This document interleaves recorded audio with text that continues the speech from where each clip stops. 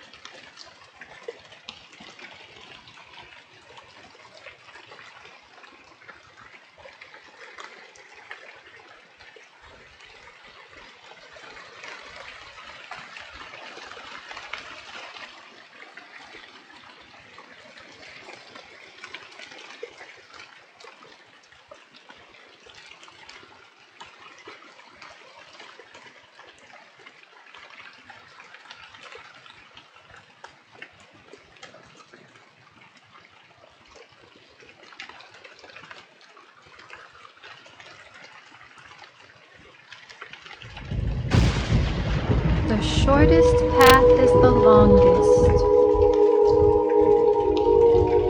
And how the stars came down like tears from the night, as if the sky itself were racked by her sorrows, seized in the rictus of the dead, their coronal pallor, lily cold, white as whales, convalescing 10,000 feet too deep.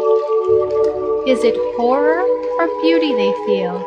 Or are they the same things?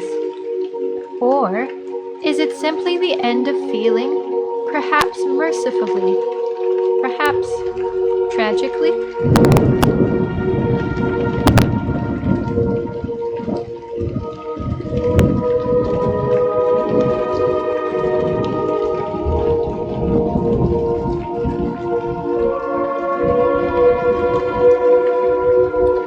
I had seen death and wondered what it was.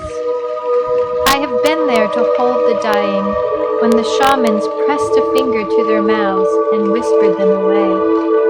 We each imagine something different for them, whatever soothes the heart, but I fear that death is nothing. How can we know?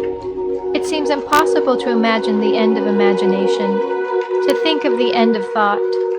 The answer to the mystery of death may be in the answer to the mystery of life.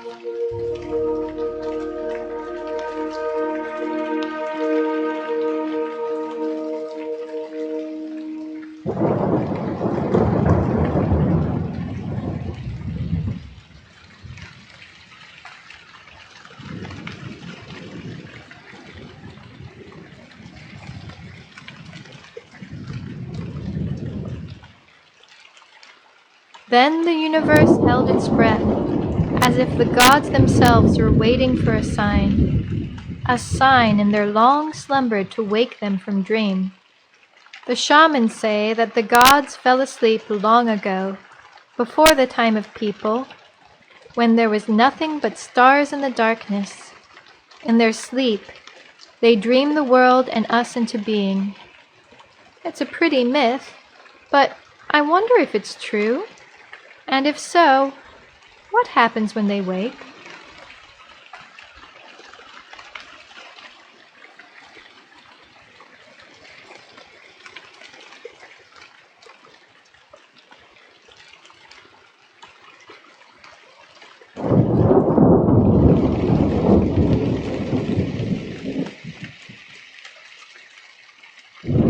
As I walk, I wonder what I will find at the top of the mountain of fire. I have only heard of the genie in stories and have never seen it myself. I feel awe, and with it, more than a little fear. Can there be reverence without fear? Awe without mystery? We seek answers but resist them when they threaten the notions we feel. Often we prefer to dwell in the dreams of the heart than in the truth of the mind. The genie has power, this much I know.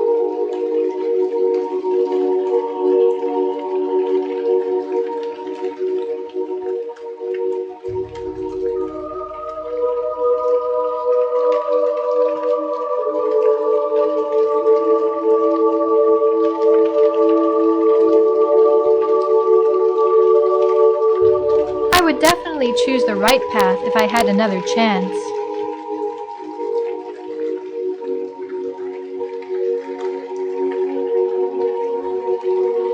I remember my mother, though I was only a girl of 8 when she walked away from the village and me forever. I remember that day and have dreamed it many times since. When she came of age, the shamans had decreed that she was a walker. But this brought her great sorrow, because she was certain she was a weaver. She felt cursed. She longed for the return of the genie so she could decide her own path.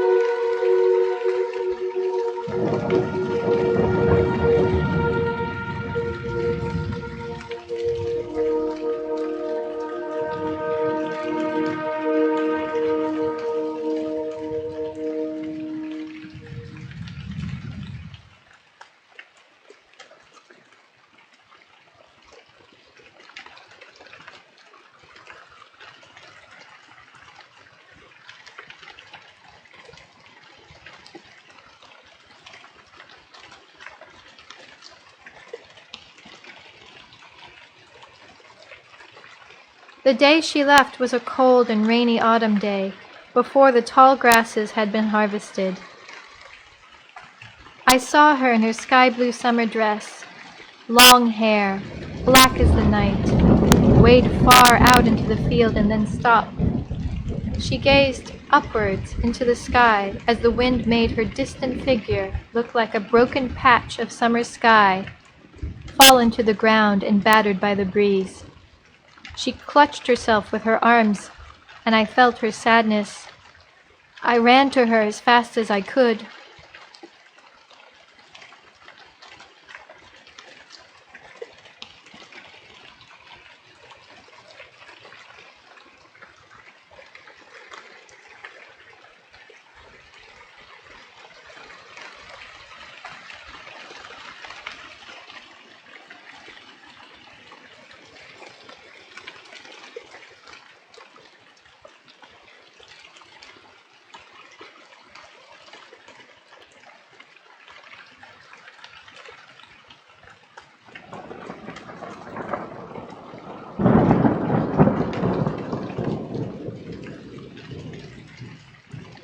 When I finally got to her side, I stopped and reached to take her hand. She felt my touch and pulled away, looking down at me with those pale gray eyes. Even washed in rain, I could tell she was crying. Her eyes seemed to look through me. What if it rained only once in a lifetime, and you missed it? She asked. Of me or anyone, I couldn't tell. She turned her gaze to the distant horizon and whispered, "What is life, if not the longest goodbye?" And she walked away.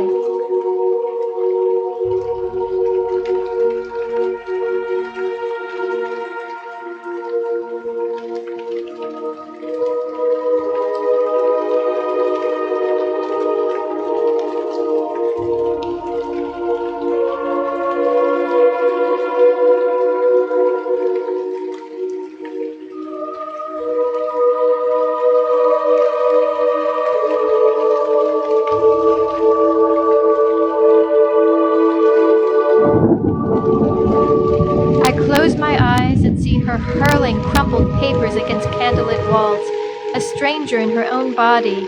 I see her weeping somewhere in the dark corners of our cottage. It pains my father, but she couldn't heal his wounds. She was gone. He woke, the dust still moist with her tears. How she wept, and everything in my world was shattered. I hear her and feel like painting. Instead, I run. I run through the rain until it feels like pieces of glass on my skin. I run to the shoreline and fall among the ruins, where the sand meets the water meets the sky.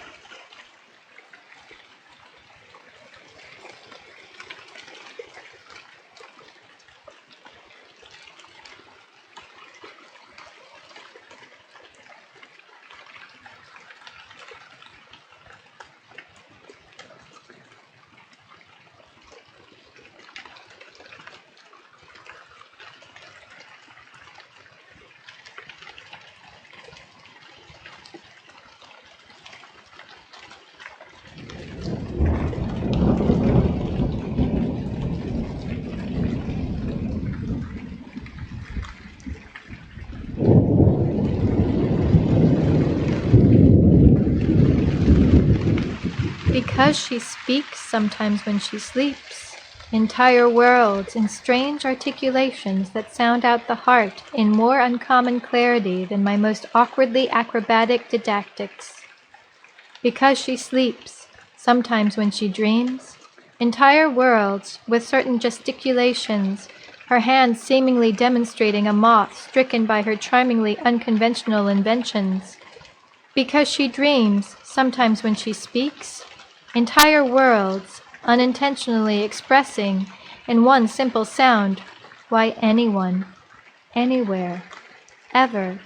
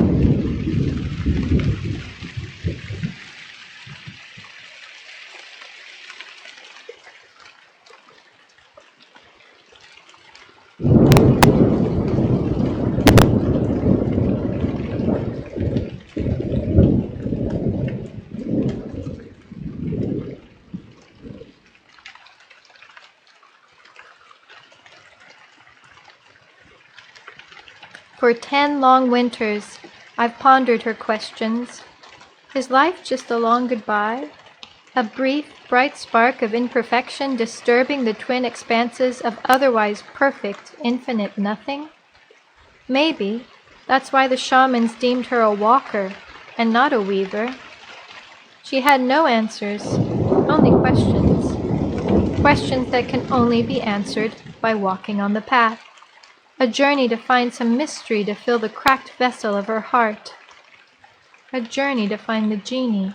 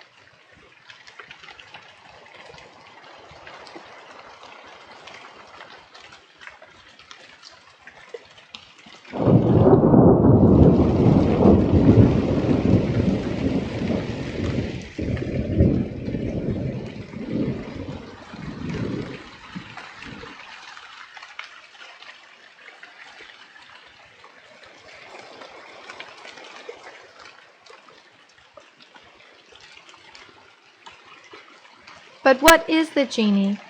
How could it make a difference in the freedom to choose our own paths in life? What power did it hold? And who made it? I could only hope that these questions and more would be answered when I found the genie. I daydreamed about what it would look like. I do not know how far I have yet to travel, or if ever I will find it. I worry that I have chosen the wrong path, but there is no turning back now.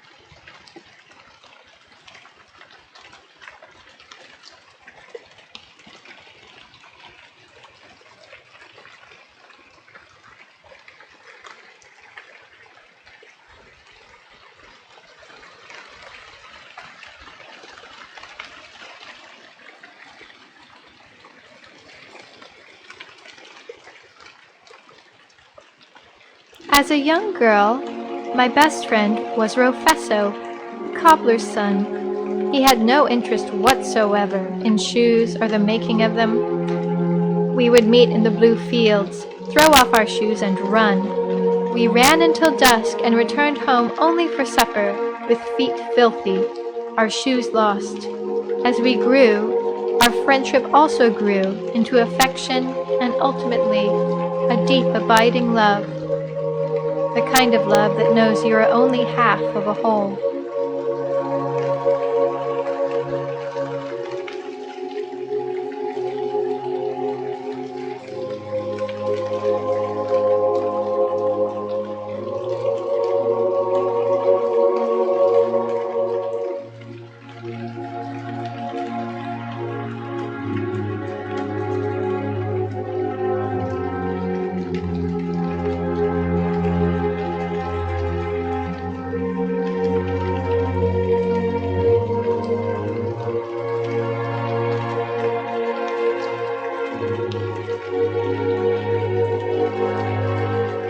Let's jump across the gap.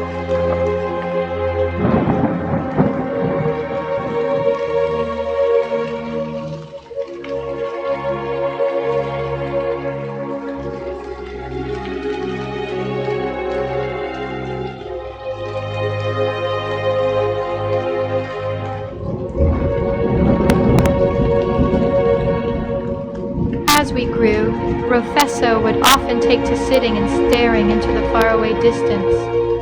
There was a longing in his eyes, and I could feel sadness in him. I would take his hand and sit for hours in silence. On one such occasion, as we watched the sun setting, the late summer breeze in our hair, he looked at me and kissed me on the forehead. He said, "I have to go." My heart collapsed in my chest.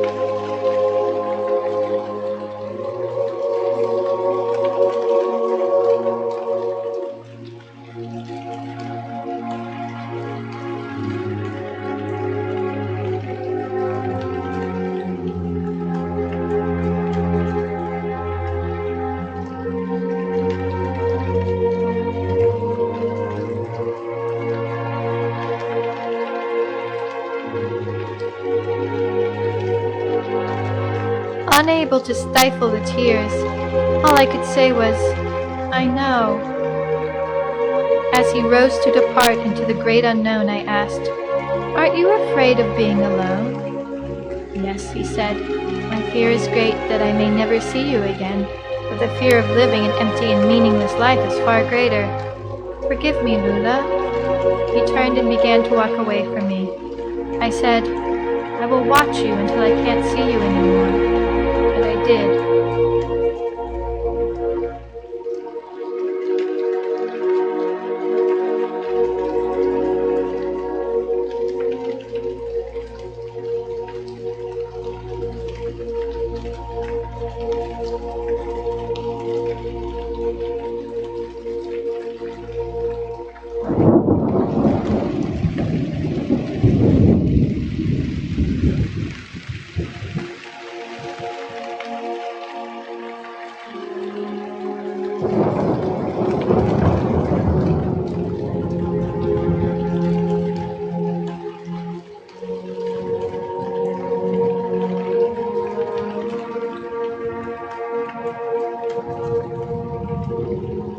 All your words and soft gestures do not add up to your silence and your absence, which now blankets me.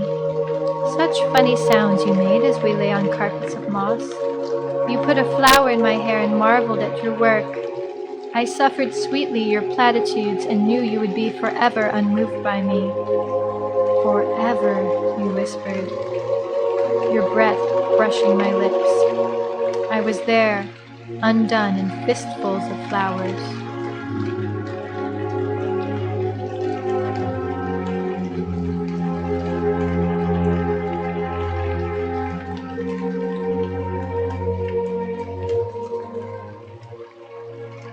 Alone, I tremble.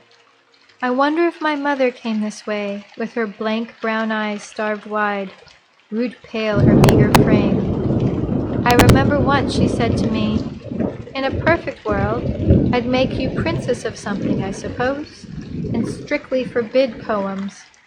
Sweetly she sighed, fearful to look upon, thin as cracked lips curling painfully up at the edges. I am only air swelling her gorgon mouth.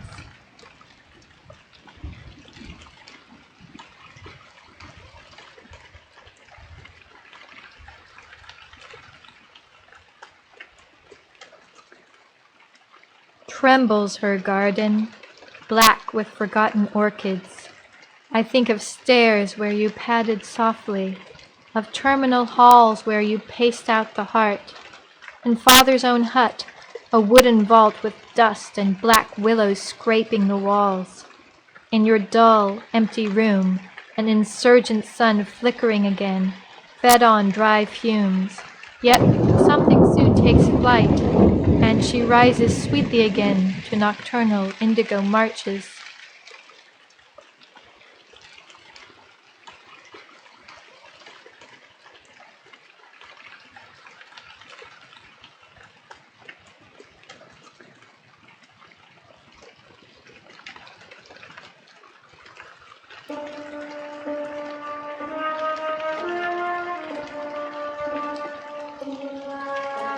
Trembles the air about you, nothing but embers, her love violet with twilight. With a turn of the neck and a tilt of the chin, she learns of stars that burn, in chaos begetting entire worlds. We learn there is no such thing as beginning and end. Would you, in your wise, wide eyes, deliver to me, in my outstretched hands, a stone? Crochet me into your sleep, weaving dreams in poetry from this darkly fraying patch.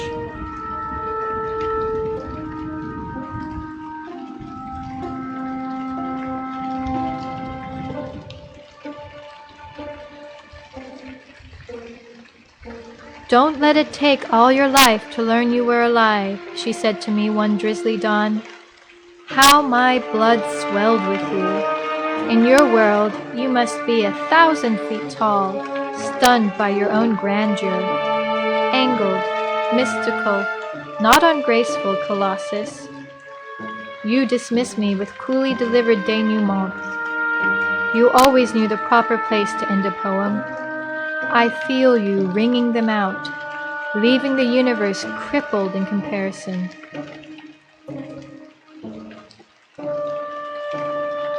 If you will, tear the sky and be satisfied. I never said you were beautiful, but my hands may know the texture of closed eyelids, jawline, and perhaps that cheekbone you furrowed with creaks, afraid of only age, of yawning paralytic time, and the absolute center you could forever unfind, and otherwise trusted mirrors. I cannot reach this thing inside. Instead, hope falls through your trembling fingers, confounding even the sky.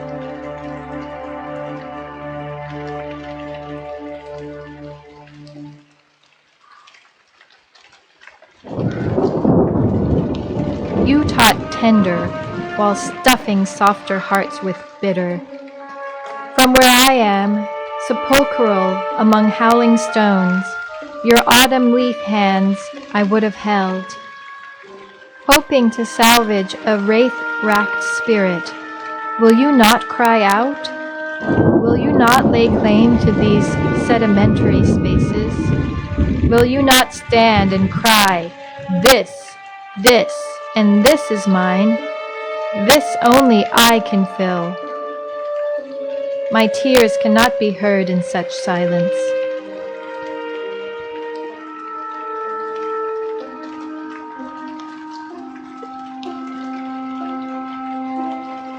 Burn on fragile phoenix. Burn and be done with it. You wept for your own unfulfilled sovereignty, your mourning wild with twilight. I would have held you when the floods came, gently rocking the terrors. I could have delivered you, in your ashes, from the salty wastes you consumed with fury. Bend never again to this wound. Still you bend, clutching your sides, travailing in chaos, then slowly turn and look at me and say, nothing.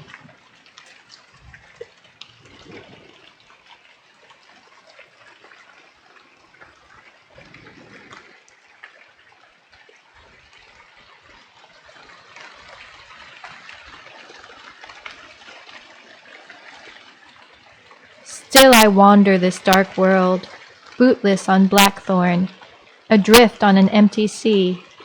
I wonder if she walked this way, by what dreams lulled. I see her slender fingers, chewed up nails and all, trying to humbly fit themselves around gigantic teacups.